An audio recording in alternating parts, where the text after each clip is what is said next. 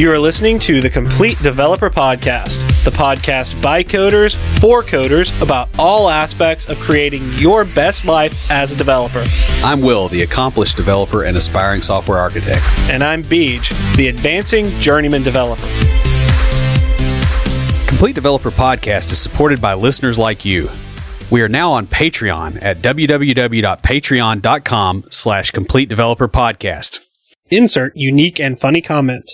When you're going out for a new position, you want to put your best foot forward and stand out from the rest of the applicants.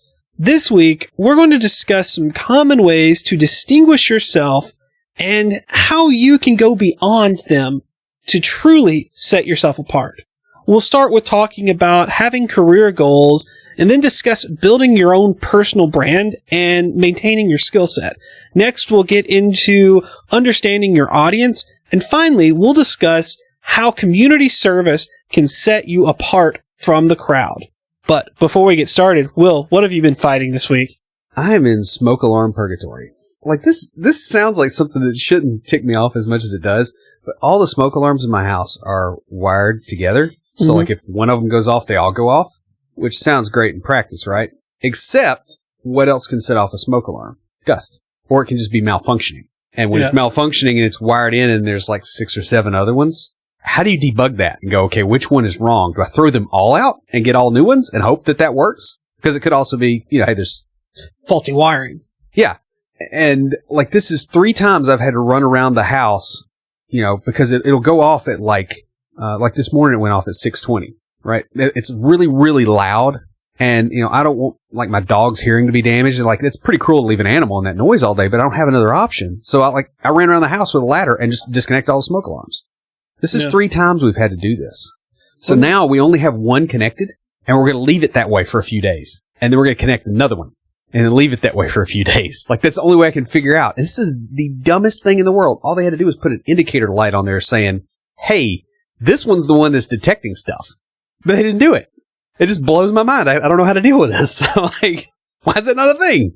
So yeah, that's what I'm dealing with is just like you would be, you know how narrow this certain parts of this house are, like going from the basement and trying to get around by the studio and go up the stairs. It's very tight. And you take a, 6-foot ladder and try to run because it's making loud noises and it's, hurting everybody's ears. You're trying to just make it stop because I can't stand loud, repetitive noises like that. I know. And, yeah, man, it stresses me out so much. I just can't deal with that. So how about you? I've been fighting Comcast all week. And as I mentioned in a previous episode, I would say want to trade, but I don't. I'd rather have a smoke alarm. Yeah, I understand. As I mentioned in a previous episode, I attempted to completely get rid of cable. Well, it's cheaper to have cable and internet than just internet for some crazy reason. But since I've got it, I decided, you know what? I'm going to go ahead and connect it to my Fire TV and, be able to watch it. I'm paying for it. I might as well use it. I'm not going to pay for it and not use it. Yeah, that has caused no end of trouble with Comcast because they want you to pay for it but not use their service. Apparently. I don't know. Well, that lowers the maintenance requirements. That's true. If I were getting paid for the time that I've spent on the phone with customer support, I'd have a few months of my rent paid already. I went through that, if you remember, after I moved in here, and it was just constant. I got hit with like a $700 bill, and I figured out that the TV doesn't default to have parental controls, which is kind of stupid when you think about that. It's like, look, I got cable, I've got to have this dude out here during the day, and they set everything up, and I'm trying to, that's just not the way I think about it. And so I got burned. And then there was other stuff where, they also like to bump the bill. Every few months, you got to call and scream at them because they tack some other $10 charge on. And it's like, I'll take my business elsewhere. I have anywhere else to go, but I'll go there. And you got to do that like every few months. It's like clockwork. You almost need to set like a repeating task of yell at Comcast. Yeah. Well, back in, I don't remember if it was November, December, AT&T came out and installed all their stuff, and they're going through the entire complex and installing for AT&T fiber. The moment they knock on my door, I'm just waiting on them to get it turned on and for them to come by and try to sell it to me because they've made a sale. Yeah, because the Google Fiber people came around here, a while back, And, they knocked on the door and they had the Google Fiber shirts on, and I opened up and I said, yes. Yeah. And they go, what? And I said, don't you know everybody here has Comcast?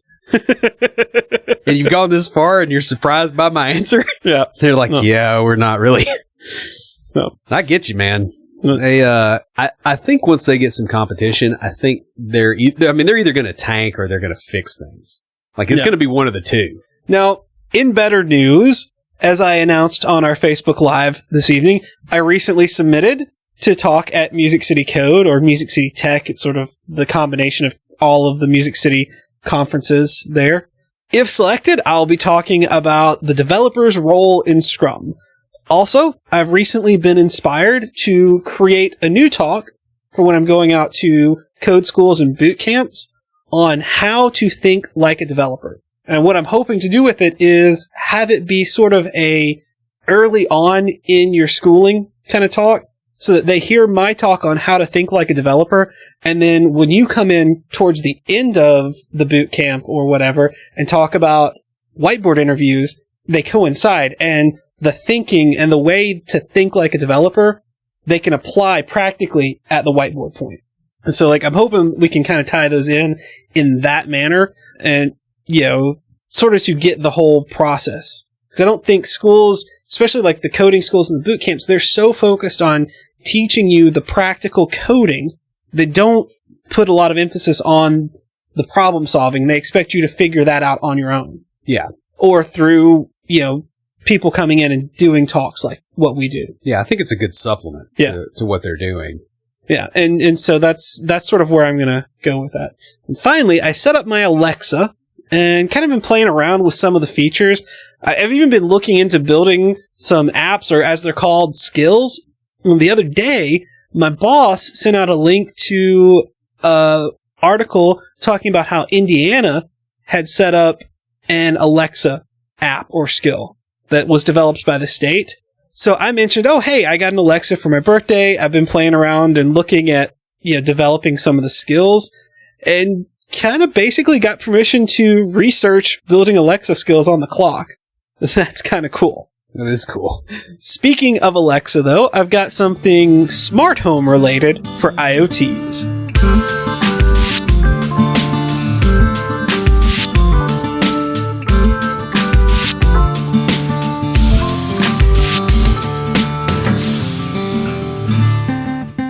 This week for IoTs, I have a product called Apple HomePod.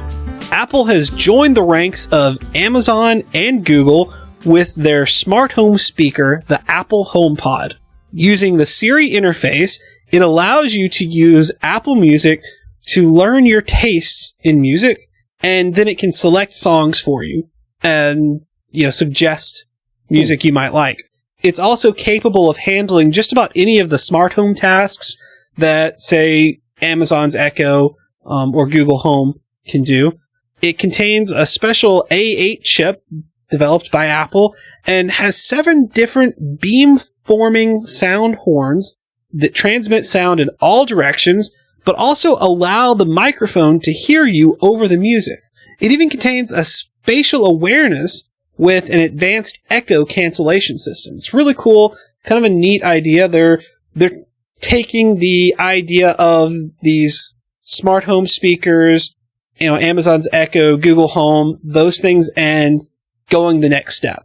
Yeah, I'm still a little hesitant to have something like that. What I wish I could do is get one that lives on my network and doesn't go out, and just have a service running that does the things, which I know is going to be really hard. Yeah. But I would like to see that someday, because I don't like all that stuff going out to the cloud, because who knows? Yeah. But I use mine mostly for listening to music. Because I've got the Fire TV stick, I can control my TV. So, commercial comes on, I get up and go to the bathroom. I hear that the shows come back on. I can just holler out from the bathroom, Alexa, pause. It's like having a girlfriend, but not. So who's talking to us this week? Well, this week we got a comment on Google Plus from Bronco Billy. It said, great podcast. Thanks, guys. So amazingly, we had a comment on Google Plus. Actually, it was a kind of older comment. We're a little low on comments. So when I was looking, I actually had to go to Google Plus to find a comment. But thanks, Billy. Nice to see a few people are actually on Google Plus and paying attention to what we post there. So that's pretty cool. Send us an email with your contact information because we've got a Complete Developer water bottle just for you. Guys, if you'd like your very own Complete Developer water bottle, leave us a review in iTunes or comment on the website or any of our social media. We post all of our episodes to Google Plus, Facebook, Twitter, and LinkedIn. We're also on Path and Tumblr, and we do have several photos now posted on Instagram. You can also check us out each week on Facebook and Twitter Live, where we talk about what's going on in the tech world and answer some listener questions. Or join the conversation anytime via Slack by going to slack.completedevelopernetwork.com. When going for a new job, you want to set yourself apart from all the other applicants and be memorable. Setting yourself aside from the rest of the applicants gives you a better chance of getting the job. There are plenty of blogs and websites that tell you how to stand out. I found a plethora of them when I was doing the research on this. We're going to go through a few of the things in each of these blogs and sort of talk about how to stand out when everyone else is trying to do the same. You know, a lot of people going for jobs are going to be looking at the same blog posts and same material that you're looking at and doing similar things to stand out. So what we want to do is look at those things that they're telling you and talk about why that's important and how, even when everyone else is doing it, you can set yourself apart from them.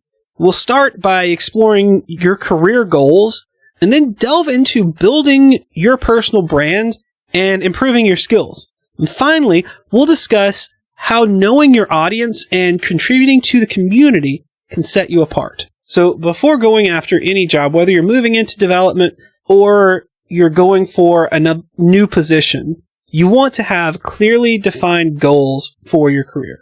Know the direction that you want your career to go in. You know, do you want to go down a management path? Do you want to stay more in the code and go towards a software architect? Or do you want to break off on your own and be an entrepreneur? Yeah, and that's kind of been my guiding principle. Like, I have pushed towards architect level skills because I know I'm going to need some of that in the entrepreneurial space, but I want to get out and have my own thing, like I always have. Mm-hmm. And that's been the reason I've made some of the decisions I've made. That's also why I'm working at a smaller company instead of a bigger one, because I could probably get paid more at a bigger company, maybe, but then I got to deal with the corporate environment. You know, I've got to deal with all this other stuff. And what I don't get is the cross training, because they say, you're a developer, you develop things. We're not going to even let you admin a server if you do that. And so you do have to kind of make those choices as you go. And this is one I made pretty early. That's one of the lucky things about my job, especially being the first job. I mean, because it's a large organization, you know, government. Right. Biggest organization. Yeah. But it's a small department and a smaller division within that department. So we're treated like a small company, and our customers are other divisions within our department. So I get a lot of that, you know, multiple roles, cross training. I get to do a lot of different things that you get at a small company, but I also get the benefits of a larger organization. So I mean, like I said, I would not have even known to look for what I have now. Yeah. And it's given me the opportunity to sit back and go, all right, what do I want to do? Do I want to go into management? Do I want to be an architect? Do I want to be an entrepreneur? Given that ever since I was old enough to sell magazines in school, I have enjoyed, you know, running my own thing. I'm probably going the entrepreneur way eventually. But before I get there, I could do a full career at the state, retire, early retirement, and then still be young enough to go start my own business. Yeah, and you'd have the experience and a lot of governmental connections, and you could actually sell to government. Mm-hmm. And that would be perfect for you.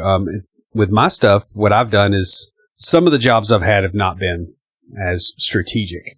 Yeah. Because it was like when my daughter was born, I worked at a very big company because you need stability more than anything else. Whereas I have worked at a lot of startups and smaller companies, and that's what I try to do because I don't want to just have the coding skills. I want to be able to do sales. I want to be able to do email marketing. I want to be able to, manage servers, do all the, manage people and get into all those other things. And my job is perfect for that right now as well. Yeah, because you're getting to do a lot of different stuff. Yeah. So, and again, I lucked into mine because I'm starting out my career, and it was get a job as a developer. I just happened to luck into a job that was the right thing for me.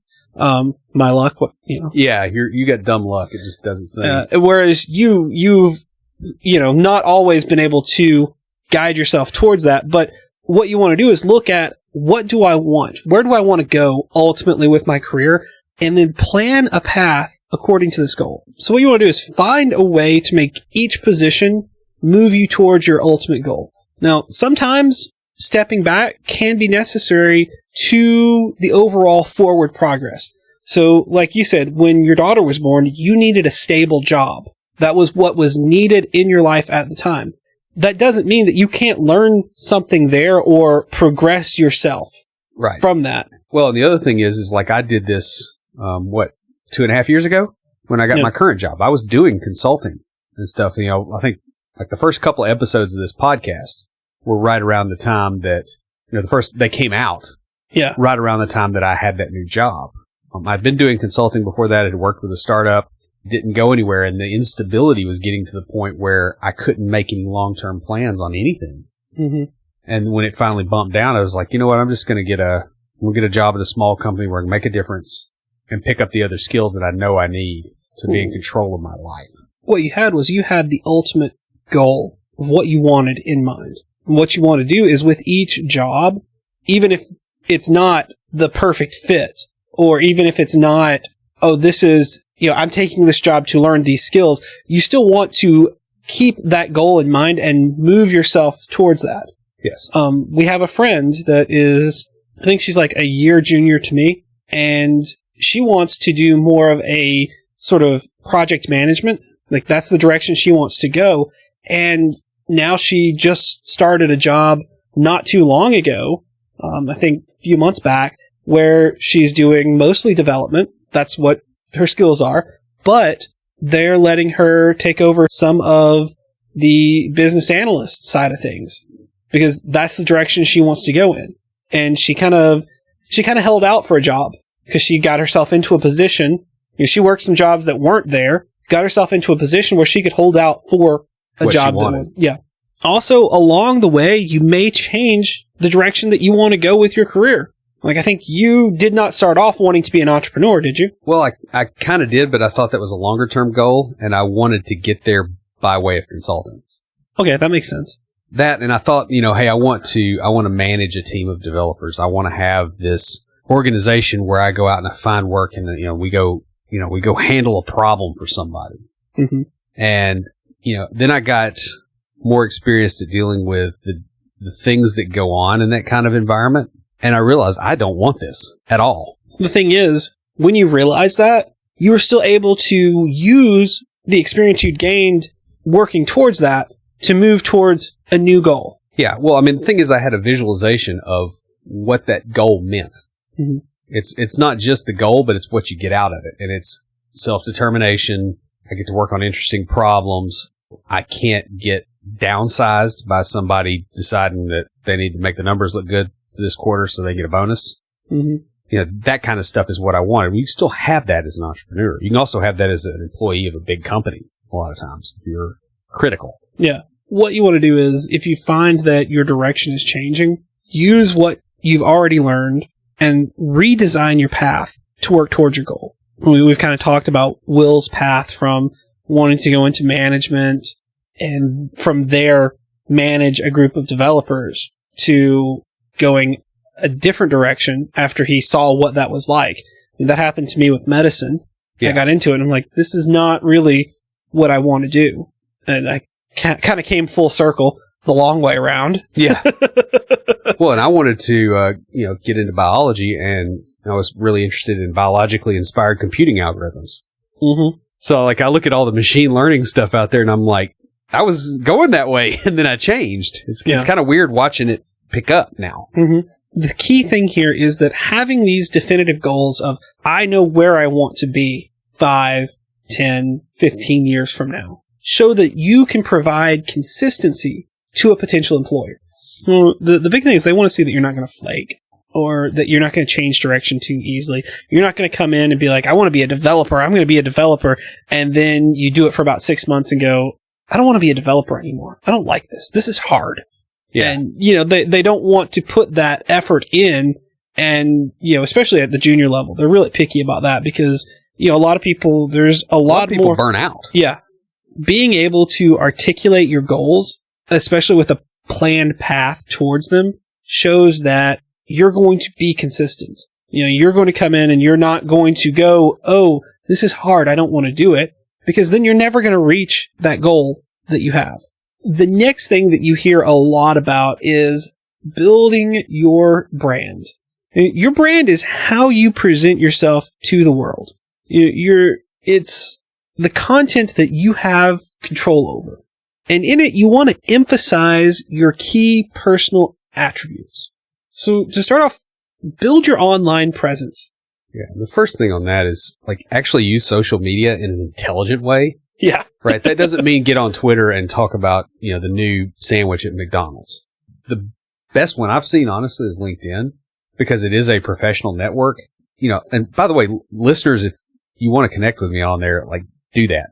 I'm totally fine with that. And I think you are too. We like building our network, especially in a real professional environment. With people that we know are going in the direction that we want to go. Right.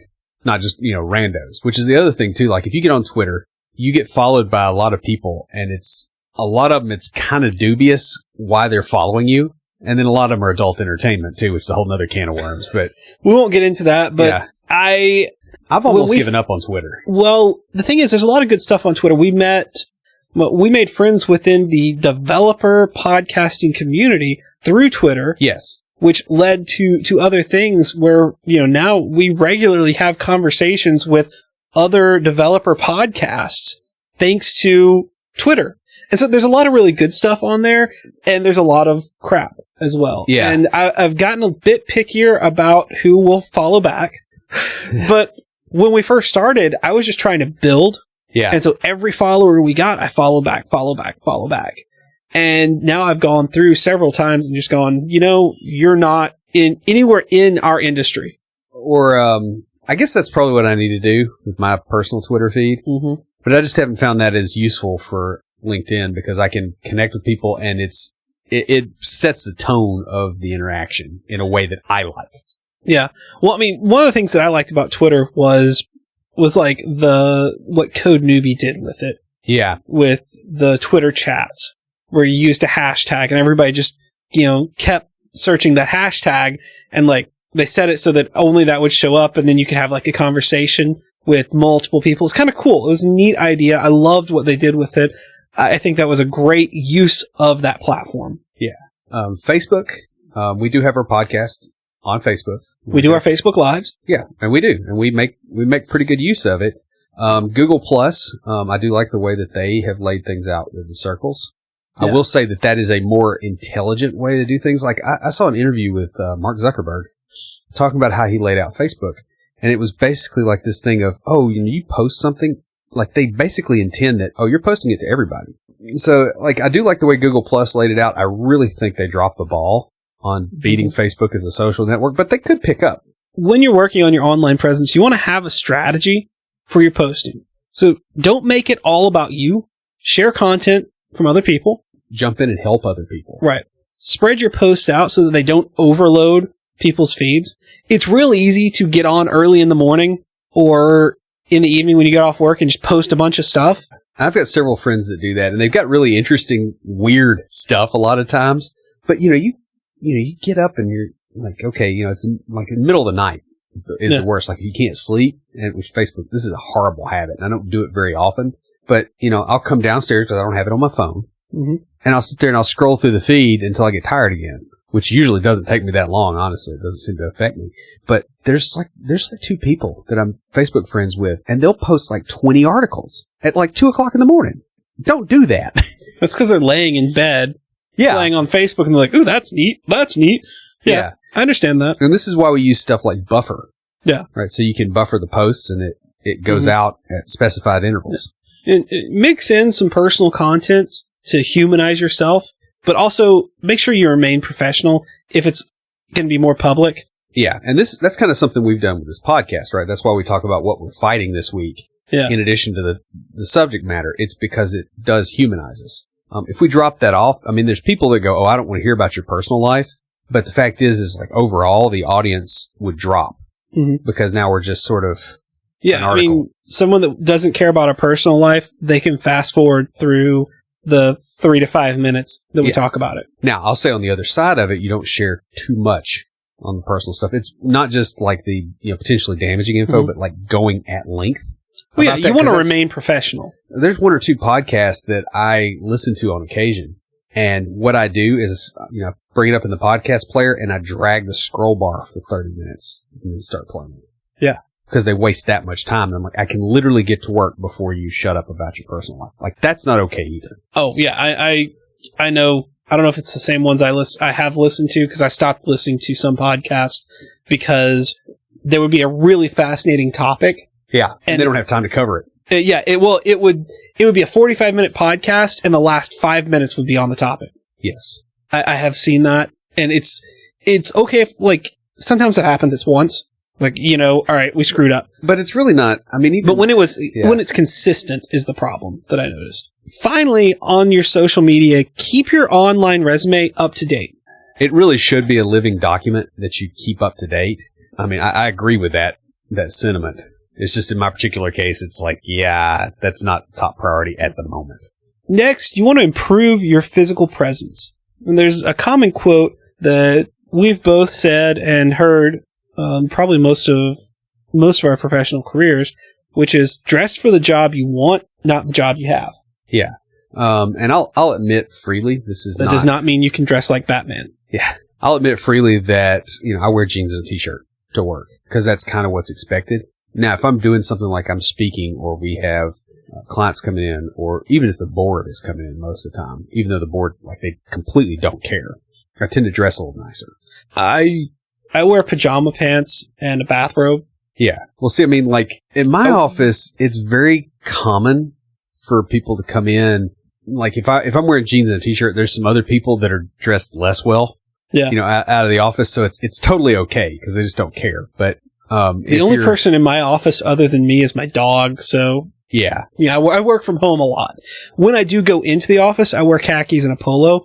Just because, I go into an office and it's 1 day a week. I can dress up. Sometimes I wear jeans and a polo or jeans and a button down. Just, the idea here is you want to dress nice. The way you dress is an indication of status. The longer the beard, the greater the developer. Especially if you're a girl developer, right? Is that how that works? Drink enough IPAs and you'll grow a beard. Yeah, just automatically. No, I mean, I do think the physical presence thing matters. I also think a lot of it has to do with how you carry yourself. Mm-hmm. Because you can dress well. Like if you wear khakis and a nice polo and all, and then you slump and you kind of shuffle your feet and you look at the floor, you look like a developer, not a very good one. Yeah. And you'll get treated socially badly. Whereas you can get away with a lot more with good body language. Also, general grooming and appearance give people sort of an impression of discipline. Yeah. That you can hold yourself to do the things that you commit to. And that's one thing I've noticed people, you'll have some people that go, okay, like with the beards thing, right? Oh, you look sloppy. Like, do you realize how much effort a beard is? I know you do. Yeah. But it's not something that's like, oh, I just let it grow on my face. It's, you got to trim it. You got to kind of keep, mine's not a good example right now because I actually need to do some work on it tonight. But, you do have to kind of get it where it's the same length and brush it out. I have long hair and a beard. Yeah. And, thankfully I've worked with kids. I had 2 little sisters, so I understood how to take care of long hair. I remember after growing mine out, the first time I went to get my beard and hair trimmed, just sort of straightened up by a professional barber, they looked at my hair and were like, how long have you had long hair? I was like, I started growing it out about a year ago or so. Like, really?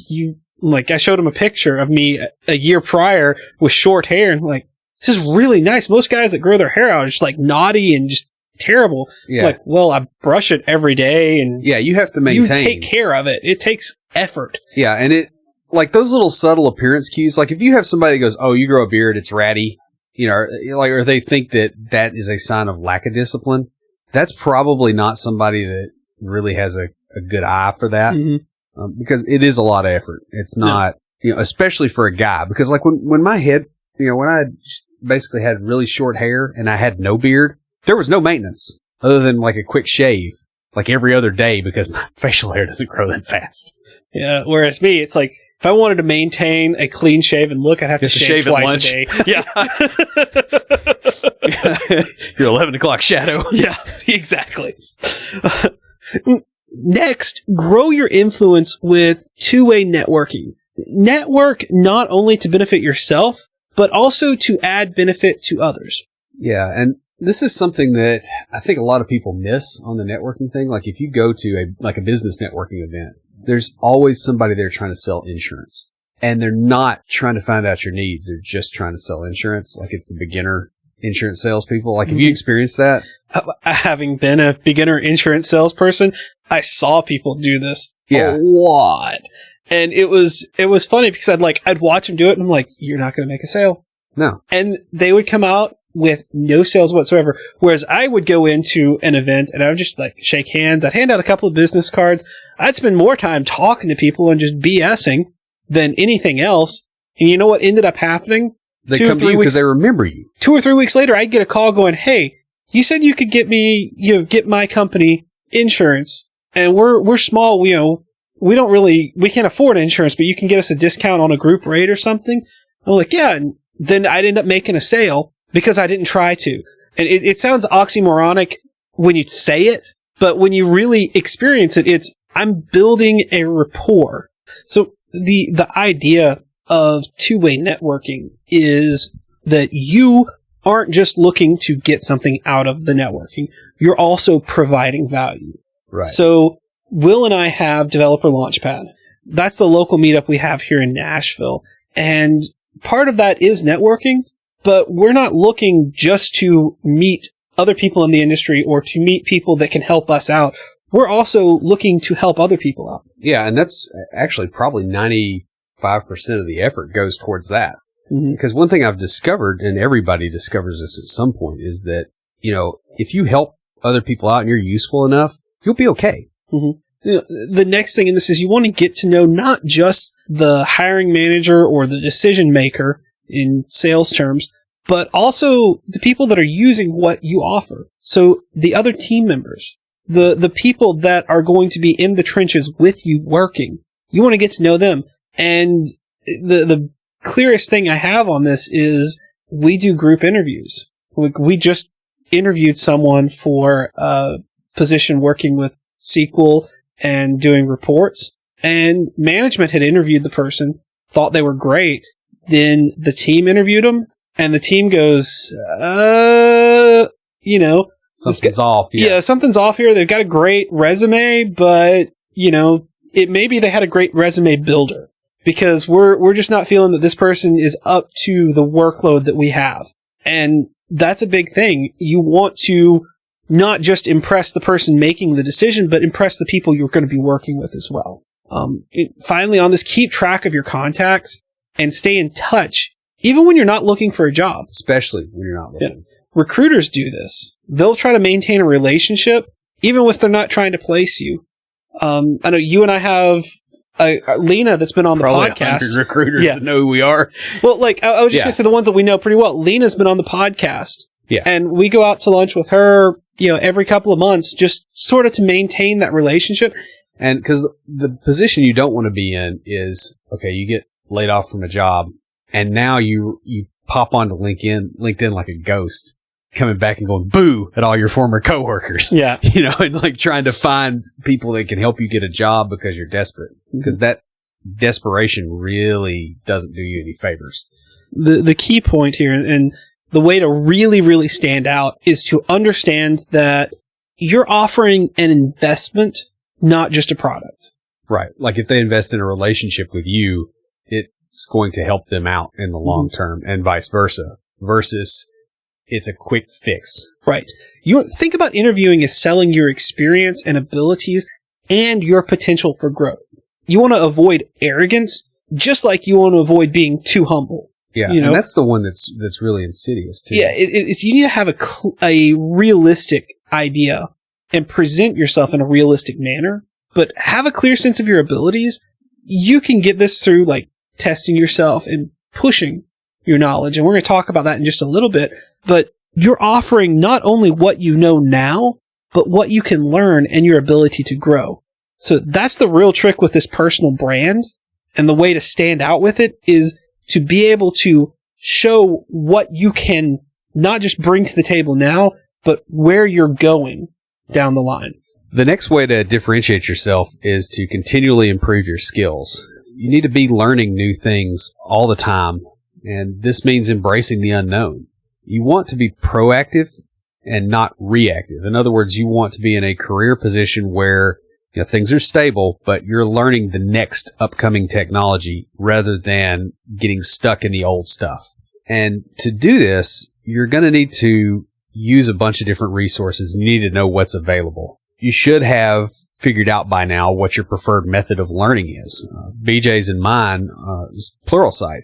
We go through Pluralsight courses pretty much whenever we want to learn anything. That's our first go-to thing. And you need to understand why a particular resource is your preferred one. So like in my case and BJ's case, part of the reason we get into Pluralsight is, well, for one thing, I have multiple screens, so I can work side by side with what they're doing. I can watch them as they're going. I can pause, and it's not dense reading and scrolling back and forth. The other thing is they keep it up to date. That's one of the things that really got me is I can go on, and even if it is learning a slightly older tech, it's the up-to-date version of that slightly older tech. Yeah, because if you want a ASP.NET Core tutorial, that's like the worst thing out there to try to get right now. It seems like, with just like on blogs and stuff, because you go through everybody's the tutorials doing it. and they're 6 months old, and Microsoft changed stuff a whole bunch because that those are, like R1 and R2 and even the actual releases, they've changed enough stuff on how the tooling works that you're just stuck. I don't know about you, but I've been participating in some interviews recently. And one thing that I look for is that the people I'm interviewing have their own or know how they like to learn. Yeah. And they can tell you why. So, someone that's a newer developer, I've been told really likes Treehouse, or Lynda. And those are great resources early on. They have some more advanced stuff, but not as much as, say, Pluralsight. And then you'll also deal with developers that go, well, I like to go to, on-the-job training. Okay, that's a neutral answer. And some of them will be like, because I can get help, I can get one-on-one help. It's very focused, all that. And it's exactly what the employer's looking for. You'll get others that go, I want to get on-the-job training because I don't think I should have to pay for it or spend any of my own time. That guy you don't hire. And I've had a few of those that, we ask, what do you do? How do you learn? Well, it's what the employer provides, what they want me to learn, that kind of thing. And the person, I felt bad because I'm like, I can tell they're trying to answer like what they think we want to hear, that we want to hear them say. They only want to learn what we want them to learn. I'm like, I don't want to hear that. That is the polar opposite of what I want to hear. I want to hear that you are passionate, that you are going to not only learn the skills that you need for the job, but learn more, that you're going to bring things to the job. Like that was one of the things after my interview, I've been told the manager went and talked to the lead developer about and said, was so excited about my enthusiasm for learning. Yeah. It's like, he's going to bring stuff in that we're not even thinking about yet. Yeah. And I get that kind of feedback from when I've interviewed as well. Yeah. And I have we're doing things now that they weren't even considering doing. And it's things that I've brought in. Yeah. And that's what I'm looking for. I'm looking for somebody else that's going to find the thing that I'm not thinking about and bring it in and teach me. Well, it's like my boss has told me, and I know he got this from somewhere else, but I don't know where. And he said, you hire B players and they hire C players so that they don't have somebody looking better than them. You hire A players and they hire A plus players. So they can learn from them. Right. Yeah. In addition to having a preferred source of learning or even learning style, you need to keep up with the current trends in the industry. Follow industry leaders. Listen to podcasts about things going on in your industry. Check out news sources, not only in development, but also in the industry that you're looking to go into. Right. Because like I get a lot of stuff from the print industry. Like one of the first things I did after I got this job is I was like, I need some email lists to get on. Yeah. And they're like, what? And I'm like, I want like big companies' propaganda in this space, like whatever their newsletter is. How do I get that? Yeah. I mean, I've spoken at the ITPA, IT Professional Association for the state of Tennessee employees. The thing with keeping up with current trends is what happens to developers that don't is they tend to kind of not grow. Right. And they get just hit from the side, basically. At some point, the tech changes and they are completely unable to deal, and now they're on the payroll. Mm-hmm. So what you need to be able to do is demonstrate your ability to remain current with the tech and with the industry. When you're going into an interview, have a list of influencers you follow. Be prepared for the common question of how do you keep up with changes in the industry, and the way you can set yourself apart from the other applicants, because they're going to be talking about how they keep up with changes in the tech industry. Talk about how you keep up with changes in, for Will, the print industry. Right. Or for me, the government. Especially if you're trying to stay in that space. Yeah. Well, this goes back to doing your research. Yeah. And I know we haven't talked about it in this particular episode, but we've talked about it in our interviewing series on doing your research on the company. Do your research, find out the how industry leaders. Yeah. And go from there. But like, have this list when you go in. Be able to discuss what's going on right now in the industry, even if you kind of barely understand it. Even if you go, hey, I read about this, but I don't really understand it because I'm not in the industry that much. But you go in and you're talking about what they do as a business, not just what you can do for them as a developer, but what they do as a business, and you're understanding that domain side. We just had that episode on domain-driven development, and you can talk to them about their domain. Yeah. You're going to stand out. They're going to go, hey, that guy knows what we're doing. That guy gets it. Well, and the other thing you do is it makes you ask intelligent questions, and then they answer you. Yeah. There's a weird psychological thing, and I've brought this up before, but people like you better when they help you than when you help them. A lot of times, like as far as like getting that initial hook, it's really weird, but it works. Finally, under improving your skills, have a plan. This goes back to everything that we push on this podcast is have a plan, but have a plan for your education and what you want to learn next. It goes along with the theme for this year of building your story, but build your educational story. Know what you're learning now, but also know what you're learning next and have an overall goal. Like, I really love back-end development. I'm really getting into the data side of things.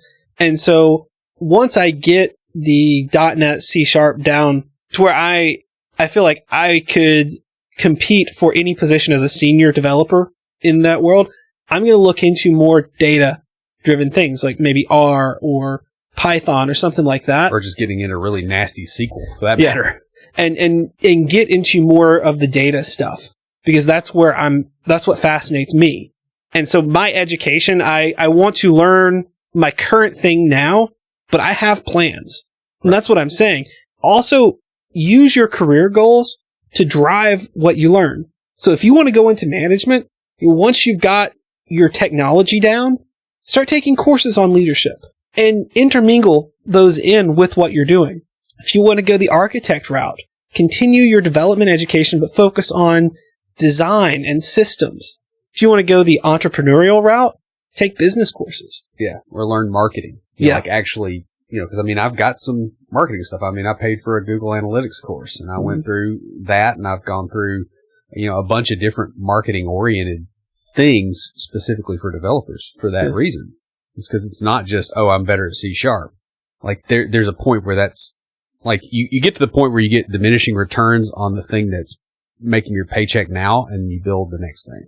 Right. And that's what I'm getting at is have that plan for, all right, I've gotten to the point where I'm plateauing here. What's the next step? Right. You should never remain on a plateau. You should move to the next mountain. Yeah. The next thing to do to help yourself stand out is to know your audience. Understand the people that you're talking to And we've talked about you're kind of selling your experience and selling your ability to grow, but understand who you're selling that to. We mentioned this earlier, but research the companies and the places that you're going to be interviewing before you go into the interview.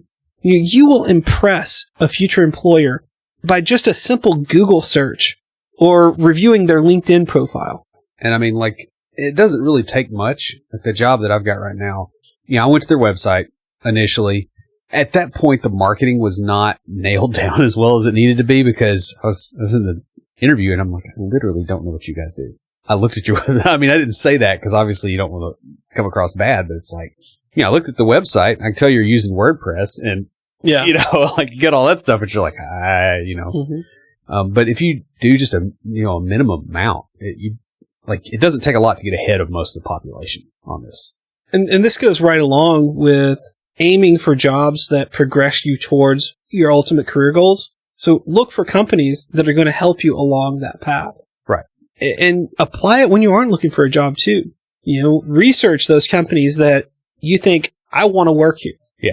If you have that desire to work for Google. Yeah. Then you need to start making some friends over there and start making some connections and really start researching Java and Python because that's apparently what they use. Yeah.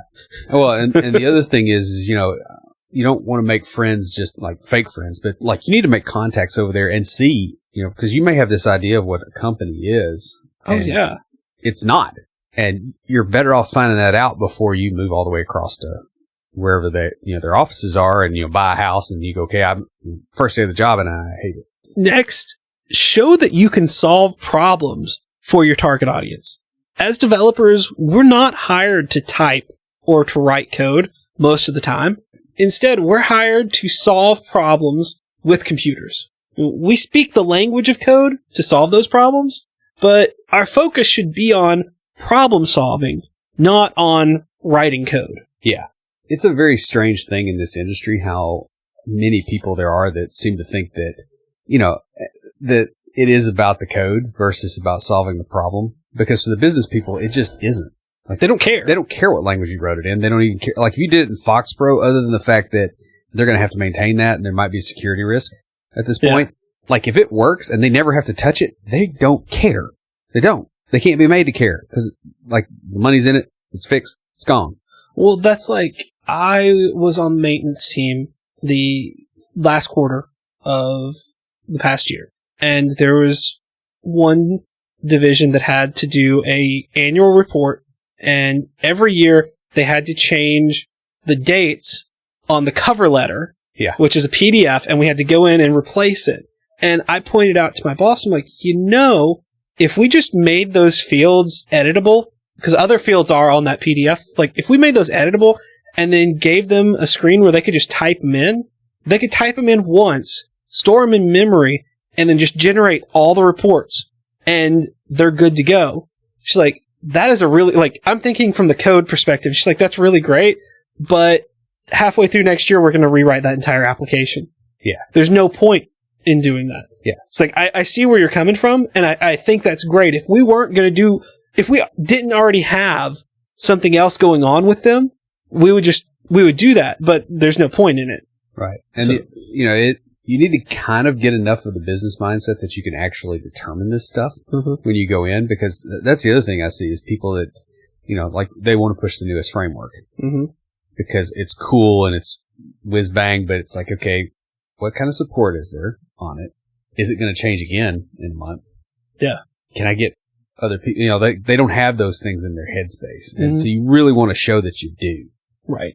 Well, and what I was trying to do with my suggestion was to solve a problem that the business side didn't even know they had. And so the best way to endear yourself to a potential employer is to show how you can solve a problem they didn't even know they had. Yeah, the other thing I've thought about doing is just flat out asking, what's the biggest problem you'll have? That in is an interview. But I thought about that between the last interview I had and now, and it's like, I don't need this information, but somebody out there might use that. The trick here, and it can be tricky, is that you don't want to start pointing out flaws in something or a system that they may take pride in. So you got to be careful with it, but if you can see a problem that they may not see and present it in a way that you're showing a solution, like, hey, have you guys tried doing this? Or does this work? Or have you tried doing it this way? They may have a reason for not. They may have tried that and be like, oh yeah, this is why it doesn't work. And I run into that at work all the time where I'll be like, well, have you tried this? Well, yeah, previous developer, or more than one previous developer tried it. Yeah. And then you go, well, what happened? Well, they couldn't do it. So, and it's like, well, guess what? Yeah. If someone else has tried it and there's something they want, but they're like, well, we just can't have that. And then you can do it. That's great. Yeah. If you can't do it, don't say you can. Right. Because that's the best way to. Yeah. That's the worst ever. But I mean, you can actually set those conversations up where now you're discussing value instead of price. And that's exactly the final point I wanted to make under this, which is you want to put your coding chops, your abilities in terms of how you benefit the person or employer that you're talking with. You want to not show them, oh, look how great of a coder I am. Look how awesome I can create these algorithms. You want to say, look at the ways that I can save you money, or look at how I can make you money. Right, because that doesn't come in an algorithms book. No. I've got one. I can look. He does. He's pointing to it. That book. Finally, and the last point we're going to talk about is contributing to the community. Make yourself stand out by becoming a resource through answering questions of those junior to you. There's a lot of sites like Quora or Stack Overflow that you can go to answer these questions, sort of build up a reputation. Yeah. As a knowledgeable resource. Like, for instance, John Skeet on Stack Overflow. Oh, yeah. Everybody knows who John Skeet is. Yes. If he goes out for a job, people already know who he is. Yeah. Although realistically at that, there's a certain point too where you've built up enough of a personal brand. You don't go out for a job. The jobs come to you. That's very true. Yeah. At some point, I hope that you and I are there. Another thing you can do is start a technical blog to explain the things you've learned as you're going. So this is a good way to show off your work or knowledge of an area. But the nice thing about this is you're actually doing it in a way that it's not bragging. Yeah, you want to make this more than a portfolio. The best thing you can do is turn it into a tutorial. One of the influences that caused me to decide to create the course on how to think like a developer, also asked the question that we answered on our Facebook Live, which is, what are some resources that have both a coding challenge and the solution? Because as an early developer, I know when I was starting out, one of the things that I loved to do to really learn something was to find a tutorial and walk through it and then go play around with it. Yeah. And I did the same thing. Of course, when I did it, it was like you get a book from like Rocks or something and, you went to Borders. You create a blog with a tutorial sense or feel to it. Then people can come in and build the thing that you're showing and add to it, like a calculator. That calculator, man. The cool thing is, even brand new developers can blog about what they're learning.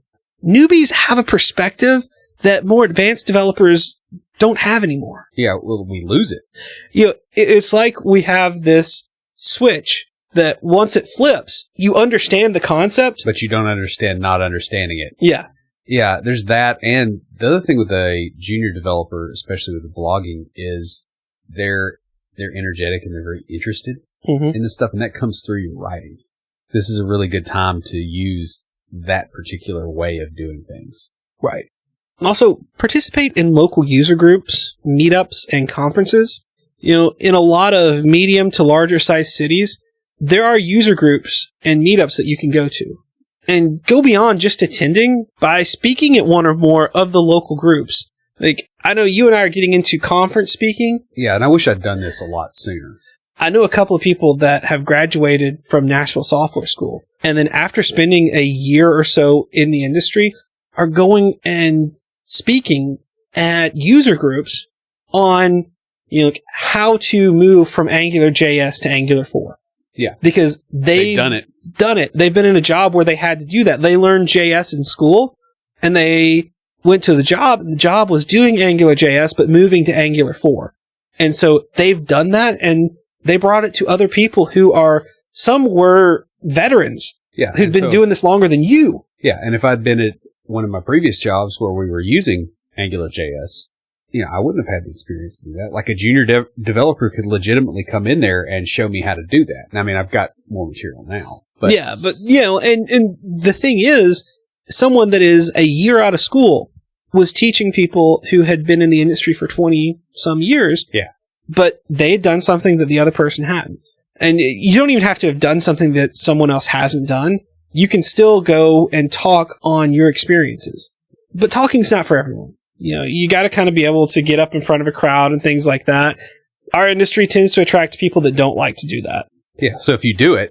Yeah. But so if you do it, it does stand out. But, that's hard to do sometimes. You can also volunteer to work at a conference or organize and lead one of the groups. And this is a great way to stand out from the crowd without having to stand in front of the crowd. And the other thing is, if you don't find a group in your area that you're interested in, just make one. Yep. That's what we did.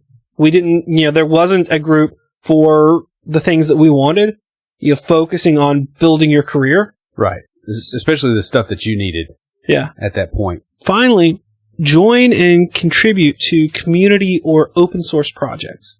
Now, this is a great way to go beyond just having a portfolio and show your skills in a productive way. Your portfolio shows that you know how to code. Yeah. And you do need to show a progression when you do that. Like, you don't want to have a portfolio that's like, here's how to do hello world in 20 languages.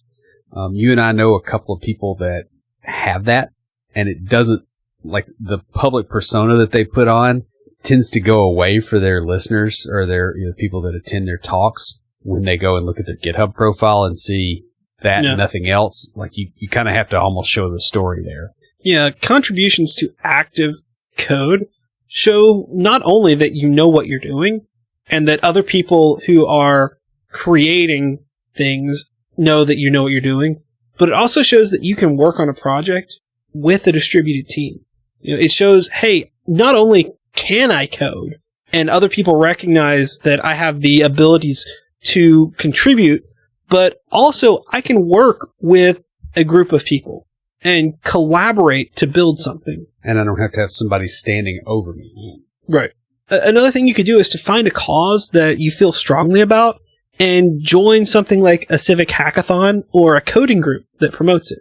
Yeah, and there was a thing that used to be here in Nashville, and it's not now. It's called Give Camp, and they basically locked you in the Goodwill building for a weekend. I mean, you could leave, but they brought in Red Bull and pizza, and like people broke into groups and did stuff for charitable organizations, built websites. Just everybody broke off into teams, and that's what they did. Yeah, I know several people that have done that. Yeah, it was fun.